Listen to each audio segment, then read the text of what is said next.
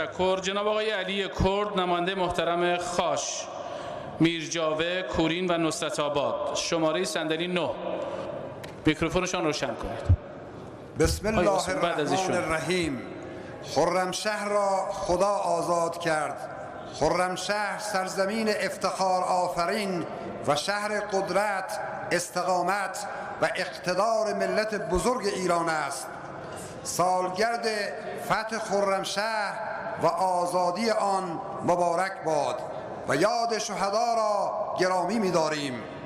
حماسه غرور آفرین حضور گسترده ملت بزرگ ایران را در انتخابات 29 اردیبهشت در شوراهای شهر و روستا و ریاست جمهور قابل تحسین و تقدیر است و به همه منتخبین مردم در شوراهای شهر و روستا که اعتماد مردم را کسب نمودند تبریک عرض می کنم و انتخاب مجدد جناب آقای دکتر حسن روحانی را به ریاست محترم جمهوری اسلامی تبریک عرض می نمایم.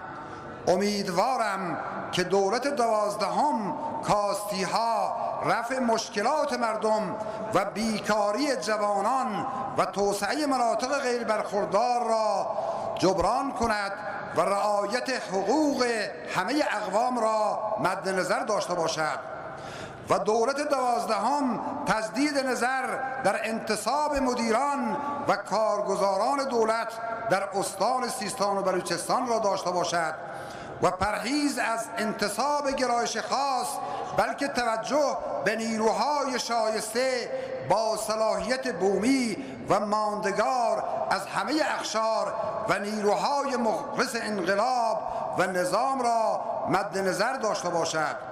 پرهیز از مدیران پروازی و بازنشسته و توجه به نیروهای جوان و تحصیل کرده.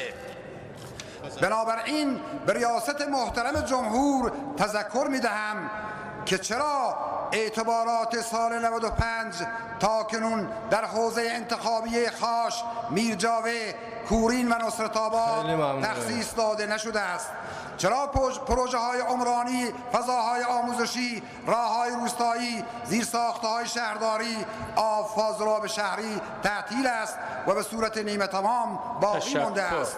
در ماه‌های باقی مانده سال مالی 95 دستورات ویژه و عاجلانه به خاطر احقاق حق مردم به صورت عملیاتی صادر نمایید. و السلام علیکم و رحمت الله. جناب آقای محمد قصی.